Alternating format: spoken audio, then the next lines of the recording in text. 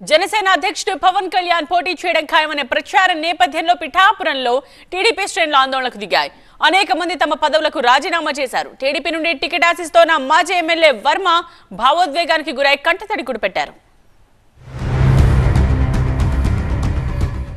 రాజులకు ఆస్థానంగా పేరుగాంచిన పిఠాపురం అసెంబ్లీ నియోజకవర్గం నుంచి జనసేన అధ్యక్షుడు పవన్ కళ్యాణ్ కన్ఫర్మ్ గా పోటీ చేస్తారనే ప్రచారంతో టీడీపీ కార్యకర్తలు ఆందోళన చేపట్టారు. పిఠాపురం టీడీపీ ఆఫీస్ దగ్గర హల్చల్ చేశారు. మాజీ ఎమ్మెల్యే వర్మకు టికెట్ ఇవ్వాలంటూ నినాదాలు చేశారు. టీడీపీ పాంప్లెట్స్ తగలబెట్టారు. ఇప్పటికే పలువురు నాయకులు తమ పదవులకు రాజీనామా చేశారు. వర్మకు టీడీపీ టికెట్ ఇవ్వకపోతే 2014లో మాదిరిగా స్వతంత్ర అభ్యర్థిగా గెలిపించుకుంటామన్నారు టీడీపీ కార్యకర్తలు. ఆందోళన చేస్తున్న కార్యకర్తలను సముదాయించారు మాజీ ఎమ్మెల్యే వర్మ. చంద్రబాబుపై నమ్మకం ఉందని ఎవరూ తొందరపడద్దన్నారాయన.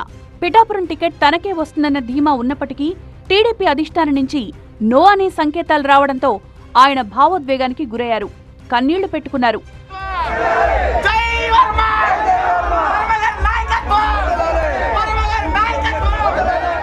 పిఠాపురం టికెట్ వర్మకే ఇవ్వాలంటూ టీడీపీ నేతలు 2-3 రోజులుగా అత్యవసర సమావేశాలు పెట్టుకున్నారు.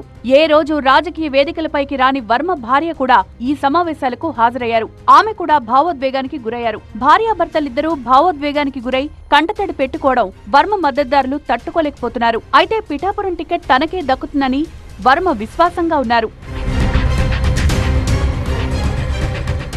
పిఠాపురంలో కాపు సామాజిక వర్గం ఓట్లు 90,000కు పైగా ఉన్నాయి. దీంతో పవన్ సునాయాసంగా ఇక్కడ గెలుస్తారని జనసేన వర్గాలు భావిస్తున్నాయి. మరోవైపు హస్తినలో టీడీపీ, జనసేన, బీజేపీ పొత్తులపై ఇంకా స్పష్టత రాలేదు. బీజేపీ హైకమాండ్తో పవన్, చంద్రబాబు జరిపిన చర్చలు ఇంకా ఓ కొలిక్కి రాలేదు. సీట్ల పంపకంపైన ఏకాభిప్రాయం వెలువడలేదు. ఇప్పటికే టీడీపీ, జనసేన కలిపి 99 స్థానాలకు అభ్యర్థులు ప్రకటించుకున్నాయి. బీజేపీకి ఎన్ని సీట్లు ఇస్తారనే క్లారిటీ ఇంకా రాలేదు. ఈ నేపథ్యంలో పొత్తులు, సీట్ల పంపకంపై 1-2 రోజుల్లో స్పష్టమైన ప్రకటన వెలువడే అవకాశం ఉంది. ఆ తర్వాతే పవన్ ఎక్కడి నుంచి పోటీ చేస్తారనే సస్పెన్స్ వీడుతుంది. అప్పటి వరకు పిఠాపురంలో టీడీపీ, జనసేన నేతల మధ్య అలజడి కొనసాగే అవకాశం ఉంది.